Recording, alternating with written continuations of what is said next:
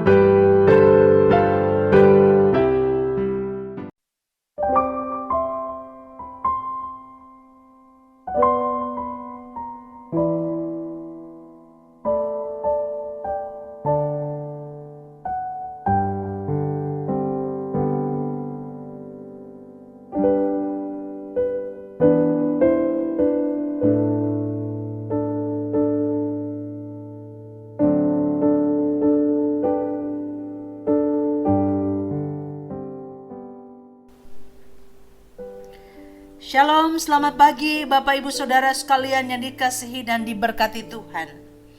Kita jumpa lagi dalam program Renungan Oasis Fajar, edisi siar Sabtu 19 Desember 2020. Pagi ini kita akan bersama-sama belajar dari firman Tuhan yang tertulis dalam kitab Yesaya pasal yang ke-8 ayat yang ke-23 dan juga Yesaya 9 ayat yang pertama, juga di dalam Injil Matius pasal 4 ayat 14 sampai ayat yang ke-17. Sebelum kita membaca firman Tuhan ini, mari kita satu di dalam doa. Kita berdoa. Bapa kami yang ada di dalam kerajaan surga, Bapa yang kami panggil di dalam nama Tuhan Yesus Kristus, Tuhan dan Juru Selamat kami yang hidup, kami datang kepadamu pagi hari ini ya Tuhan, menaikkan ucapan syukur dan terima kasih kami ya Tuhan, untuk kasih dan pertolongan-Mu yang sempurna dalam kehidupan kami. Kami bersyukur Tuhan masih memberi kami kehidupan sampai pada hari ini. Kami bersyukur karena Tuhan senantiasa memberi kami kekuatan dan kesehatan. Kami bersyukur sebab Engkau Allah yang setia dalam kehidupan kami. Bapa yang ada di dalam surga, pagi ini kami kembali akan bersama-sama belajar dari firman-Mu. Kami akan mendengarkan suara Tuhan. Mari Tuhan Engkau suci dan kuduskanlah kami. Layakkanlah kami untuk mendengarkan firman-Mu. Dan biarlah kami dapat mengerti dan memahami apa yang kami dengarkan pagi hari ini. Hamba-Mu yang telah siap menyampaikan firman-Mu, kiranya disuci kuduskan oleh Tuhan. Bahkan semua pendengar Radio Cakrawala yang sedang mendengarkan siaran pada pagi hari ini, kiranya mereka semua diberkati oleh Tuhan. Inilah doa kami ya Tuhan, inilah permohonan dan syukur kami. Kami bawa, kami persembahkan di dalam nama Tuhan Yesus Kristus, Tuhan yang mengasihi kami. Haleluya, amin. Pembacaan firman Tuhan dari Yesaya pasal yang ke-8 ayat yang ke-23, juga pasal 9 ayat yang pertama. Firman Tuhan berkata demikian: kelahiran Raja Damai. Tetapi tidak selamanya akan ada kesuraman untuk negeri yang terhimpit itu. Kalau dahulu Tuhan merendahkan tanah Sebulon dan tanah Naftali, maka di kemudian hari Ia akan memuliakan jalan ke laut daerah seberang sungai Yordan, wilayah bangsa-bangsa lain. Bangsa yang berjalan di dalam kegelapan telah melihat terang yang besar.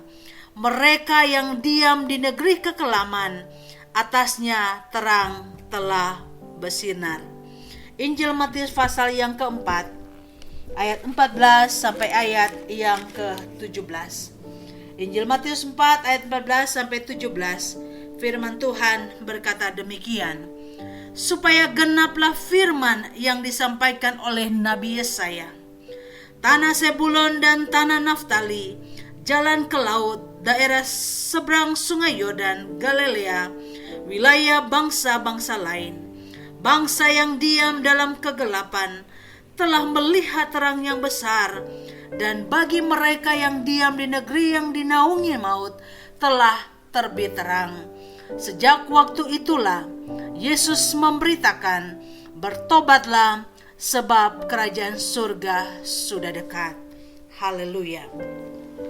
Pendengar Radio Cakrawala yang diberkati oleh Tuhan, dari pembacaan kita yang sudah kita baca pada pagi hari ini, baik dari kitab Yesaya pasal 8 ayat 23 dan juga pasal 9 ayat 1 dan juga Injil Matius 4 ayat 14 sampai 17, maka saya memberikan tema perenungan kita pagi hari ini, dengarkan suara Tuhan dan bertobatlah.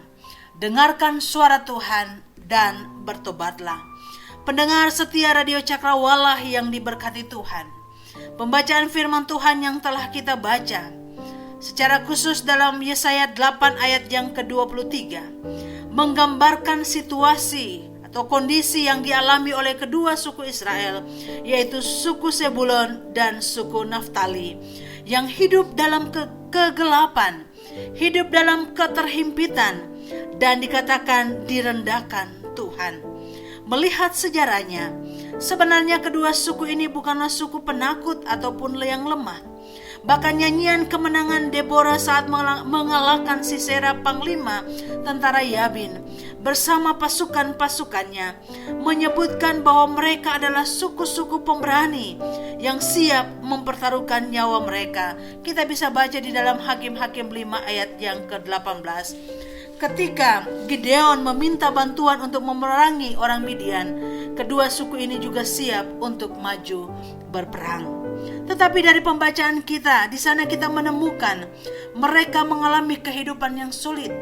Mereka harus mengalami kegelapan, kesuraman, dan keterhimpitan. Bahkan kalau kita membaca dalam kitab Hakim-Hakim pasal yang pertama, di sana juga mencatat tentang keadaan bangsa Israel setelah Yosua mati. Mereka atau bangsa Israel bertanya kepada Tuhan, siapakah yang akan terlebih dahulu maju menghadapi orang Kanaan untuk berperang melawan mereka? Dalam bagian ini jelas apa yang Tuhan telah perintahkan kepada setiap suku Israel. Tetapi kita mendapati bahwa mereka ternyata tidak melakukan apa yang difirmankan Allah kepada mereka.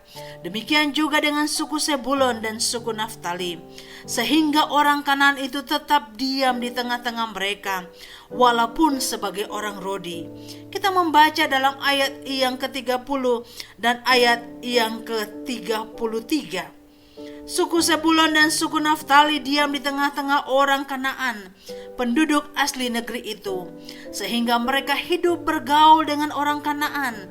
Mereka melakukan apa yang jahat di mata Tuhan. Mereka beribadah kepada Baal. Sikap dan tindakan mereka menyakiti hati Tuhan. Akibat ketidaktaatan mereka, kita membaca dalam Hakim-Hakim pasal yang kedua ayat 14 dan 15 menulis di sana, maka bangkitlah murka Tuhan terhadap orang Israel. Ia menyerahkan mereka ke dalam tangan perampok dan menjual mereka kepada musuh di sekeliling mereka, sehingga mereka tidak sanggup lagi menghadapi musuh mereka. Setiap kali mereka maju, tangan Tuhan melawan mereka dan mendatangkan malapetaka kepada mereka, sesuai dengan apa yang telah diperingatkan kepada mereka oleh Tuhan dengan sumpah, sehingga mereka sangat terdesak. Melihat kenyataan ini, Sungguh tragis apa yang dialami bangsa Israel, termasuk suku Naftali dan Sebulon. Mereka dalam kesuraman. Mereka diperhadapkan dengan kondisi hidup yang sangat sulit. Mereka terhimpit. Mereka mengalami kekalahan demi kekalahan dalam peperangan. Saudaraku pendengar setia Radio Cakrawala yang diberkati Tuhan, apakah mereka akan selamanya seperti demikian? Apakah mereka tetap dalam kondisi yang terhimpit, kondisi tanpa pengharapan? Apakah Tuhan terus membiarkan mereka berjalan dalam lembah kekelaman? Apakah benar Tuhan sudah tidak memperdulikan mereka sebagai bangsa pilihan Tuhan? Yesaya 9 ayat yang pertama menulis yang sudah kita baca tadi. Bangsa yang berjalan di dalam kegelapan telah melihat terang yang besar. Mereka yang diam di negeri kekelaman, atasnya terang telah bersinar. Haleluya. Injil Matius 4 ayat 12-17 yang sudah kita baca, khususnya ayat yang ke-16 mencatat di sana. Bangsa yang diam dalam kegelapan telah melihat terang yang besar, dan bagi mereka yang diam di negeri yang dinaungi maut telah terbit terang. Dari ayat-ayat di atas kita menemukan bahwa Allah turun tangan menolong mereka. Allah tidak selamanya murka kepada bangsa Israel. Allah menunjukkan kasih-Nya kepada mereka. Allah mau memulihkan keadaan mereka yang tanpa pengharapan. Pendengar Radio Cakrawala yang diberkati Tuhan, Natal berbicara tentang Allah turun tangan. Natal berbicara tentang Allah yang memulihkan umat-Nya. Sebagaimana bangsa Israel yang dipulihkan oleh Allah, mereka yang berjalan dalam kegelapan telah melihat terang Allah. Kristus datang membawa pengharapan baru, sebuah pengharapan di tengah-tengah ketidakpastian. Allah tidak pernah melalaikan janji-Nya. Saudaraku, apa relevansinya bagi kita? Terkadang kita, bahkan sering kita menunjukkan hidup yang tidak taat, tidak mau mendengarkan perintah Tuhan. Kita hidup semau kita. Kita hidup menuruti keinginan kita sendiri. Kita tidak peduli apakah yang kita lakukan sesuai dengan firman Allah atau tidak. Apakah perbuatan kita melawan kehendak Tuhan atau tidak. Asalkan kita senang, asalkan kita bahagia menurut ukuran kita sendiri. Pada akhirnya saudara, kita mendapati hidup kita dalam kehancuran. Kita mendapati hidup kita dalam kegelapan. Kita mendapati kehidupan kita tanpa pengharapan, seperti yang dialami oleh bangsa Israel akibat ketidaktaatan mereka. Tetapi saudara, kabar baiknya adalah Tuhan sangat mengasihi kita. Sebagaimana Tuhan mengasihi bangsa Israel, Tuhan menyatakan kasih-Nya melalui kelahiran Juru Selamat yang tadinya hidup dalam kegelapan. Terang telah terbit atas setiap kita yang hidup dalam kegelapan. Saudara pendengar setia Radio Cakrawala yang diberkati Tuhan, untuk mengalami pemulihan dari Allah, maka ada hal penting atau ada sesuatu yang perlu kita lakukan di dalam kehidupan kita. Dan saya mencatat ada 2 hal penting yang perlu kita lakukan, atau sesuatu yang penting dalam kehidupan kita. Yang pertama adalah dengar dan lakukan perintah Tuhan. Dengar dan lakukan perintah Tuhan. Bangsa Israel termasuk suku Naftali dan Sebulon mengalami masa yang suram, masa yang sulit disebabkan oleh ketidaktaatan mereka kepada Tuhan. Mereka tidak melakukan apa yang Tuhan minta kepada mereka. Mereka membiarkan orang Kanaan tinggal dengan mereka, bergaul dengan mereka, dan melakukan apa yang mereka lakukan, sesuatu yang menyakitkan hati Tuhan. Mereka hidup seperti orang Kanaan dengan menyembah Baal, melakukan apa yang jahat di mata Tuhan. Inilah yang sering terjadi dalam kehidupan orang-orang yang mengaku Kristen. Kita yang mengaku anak Tuhan, kita tinggal dalam dunia yang gelap, dunia yang tidak mengenal Allah. kita bergaul dan mengikuti cara-cara hidup yang tidak mengenal Tuhan. Kita melakukan seperti apa yang orang dunia lakukan. Hidup dalam dosa, hidup serupa dengan dunia ini, hidup menuruti keinginan daging, bukan keinginan roh. Kita lebih memilih mengikuti jalan yang ditunjukkan dunia ini daripada memilih untuk taat kepada Tuhan, taat kepada firman-Nya, sehingga kehidupan kita mengalami kesuraman, kegelapan, dan tanpa harapan. Saudaraku yang dikasihi Tuhan, Allah tetap sama. Kasih-Nya tidak berubah, cintanya tetap untuk saudara dan saya. Tinggal bagaimana dengan kita? Apakah kita masih tetap memilih hidup jauh dari Tuhan, hidup sama dengan dunia ini, atau kita ingin mengalami pemulihan? Mari kita hidup melakukan apa yang Tuhan perintahkan, taat pada firman-Nya, maka hidupmu, hidupku, hidup kita semua akan dipulihkan oleh Tuhan. Amin. Haleluya. Karena Natal berbicara tentang pemulihan, Allah yang datang untuk memulihkan saya dan saudara. Bagian yang kedua, untuk kita mengalami pemulihan dari Tuhan, untuk menikmati terang yang Tuhan berikan kepada kita. Yang kedua adalah segera bertobat dan tinggalkan kehidupan lama. Segera bertobat dan tinggalkan kehidupan lama. Allah merencanakan sesuatu yang besar terjadi di atas bangsa Israel, termasuk suku Zebulon dan Naftali. Mereka akan melihat terang yang besar, sebab anak yang dinubuatkan oleh Yesaya akan tampil di daerah Zebulon dan Naftali untuk memberitakan tentang pertobatan dan kerajaan sorga yang sudah dekat, yang kita baca di dalam Injil Matius 4 ayat 14-17 tadi. Untuk itulah Yesaya mengatakan bahwa bangsa yang berjalan dalam kegelapan dan kekelaman akan melihat terang itu. Bagaimana dengan kita saat ini? Sudah berapa lama kita mengikut Tuhan? Bahkan sudah berapa lama kita menjadi anak-anak Tuhan? Apakah kita sudah melihat terang itu serta menjadi terang itu sendiri untuk menerangi dunia yang gelap ini? Ataukah kita masih hidup dalam kegelapan? Kita masih nyaman dalam kehidupan yang gelap, kehidupan yang suram, masih nyaman dengan semua yang dunia tawarkan kepada kita. Saudara pendengar Radio Cakrawala yang diberkati Tuhan, saat ini kita merayakan kelahiran Sang Juru Selamat. Tetapi dalam peristiwa Natal kita juga jangan lupakan bahwa sesungguhnya kita sedang menantikan kedatangannya yang kedua kali ke dalam dunia ini. Tentu kita tahu bahwa Dia datang bukan lagi sebagai Juru Selamat bagi kita, tetapi Dia datang menjadi hakim atas saudara dan saya. Karena itu melalui peristiwa Natal tahun 2020 ini, mari kita menyadari keadaan kita. Kalau kita masih hidup jauh dari Allah, kita masih senang melakukan apa yang dunia lakukan, yang tidak berkenan kepada Allah, apa yang mendukakan hati Allah, maka biarlah kita memberikan diri kita untuk dipulihkan oleh Tuhan. Dengan kita bertobat, meninggalkan cara hidup kita yang lama, supaya apabila Dia datang kembali, kita didapati sebagai anak-anak yang setia, anak-anak yang taat kepadanya, sehingga janji kehidupan yang kekal menjadi bagian saudara dan saya. Kristus datang membawa pengharapan baru bagi orang-orang yang percaya dengan sungguh kepadanya.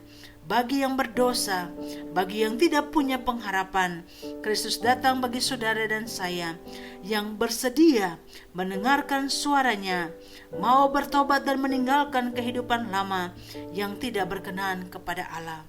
Dia datang memulihkan saudara dan saya.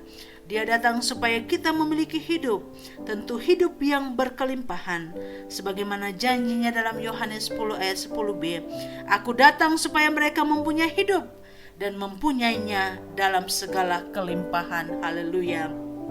Saudara mau mengalami hidup yang dipulihkan? hidup yang berkelimpahan, dengar dan lakukan perintah Tuhan, bertobat serta tinggalkan kehidupan yang lama. Baju Natal boleh baju yang lama, sepatu Natal juga boleh sepatu yang lama, pohon Natal dan aksesorisnya juga boleh lama. Asalkan hidup kita jangan hidup yang lama, tetapi hidup yang baru, hidup yang sudah dipulihkan, hidup yang sudah diampuni, hidup yang berkenan kepada Allah. Tuhan Yesus dimuliakan dan kita semua diberkati oleh Tuhan. Amin. Kita berdoa. Bapa yang ada di dalam surga, terima kasih untuk firman-Mu yang telah kami dengarkan pagi hari ini, yang memberikan sebuah pengharapan kepada kami bahwa Engkau datang untuk memulihkan keadaan kami. Keadaan kami yang mungkin kami masih jauh dari Tuhan. Kami masih hidup dalam kegelapan. Kami masih senang melakukan apa yang dilakukan dunia yang tidak berkenan kepada Tuhan. Tetapi terima kasih karena Engkau datang untuk menolong kami. Engkau datang untuk memulihkan keadaan kami. Karena itu mampukanlah kami untuk mendengarkan suara Tuhan, melakukan perintah-Mu dalam kehidupan kami. Tolonglah kami untuk mengalami pertobatan yang sungguh dan meninggalkan kehidupan lama kami, sehingga kehidupan kami menjadi hidup yang berkenan kepada Tuhan, hidup yang mempermuliakan Tuhan, dan kami percaya Engkau terus menolong dan memberkati kami. Terima kasih Bapa di dalam surga. Kiranya semua pendengar Radio Cakrawala yang sudah mendengarkan siaran pagi ini, kiranya Tuhan memberkati dan menolong mereka, memimpin mereka, memberikan apa yang mereka perlukan di dalam kehidupan mereka. Dan biarlah sepanjang hari ini kami semua boleh menjalaninya bersama-sama dengan Tuhan. Yang sakit Tuhan jamah, Tuhan sembuhkan. Yang dalam pergumulan Tuhan beri jalan keluar yang terbaik kepada mereka. Dan yang dalam kekurangan Tuhan cukupkan mereka. Bahkan kami juga memohon kepadamu, berkat-Mu juga turun atas Radio Cakrawala. Biarlah melalui Radio Cakrawala ada banyak orang yang diberkati oleh Tuhan. Semua hamba-hamba Tuhan yang melayani, yang bertanggung jawab di Radio Cakrawala ini juga diberkati oleh Tuhan. Terpujilah nama-Mu ya Tuhan, inilah doa kami. Kami bawa, kami persembahkan di dalam nama Tuhan Yesus Kristus, Tuhan dan Juru Selamat kami yang hidup. Haleluya. Amin. Amin. Tuhan memberkati kita sekalian.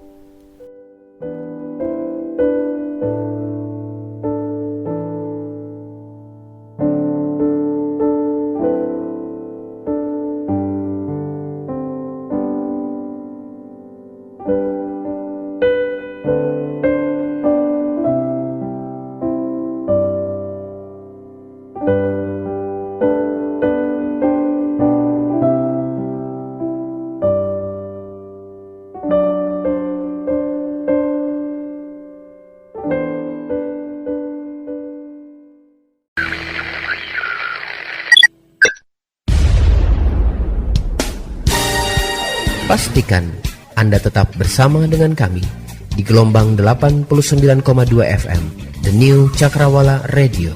God bless us.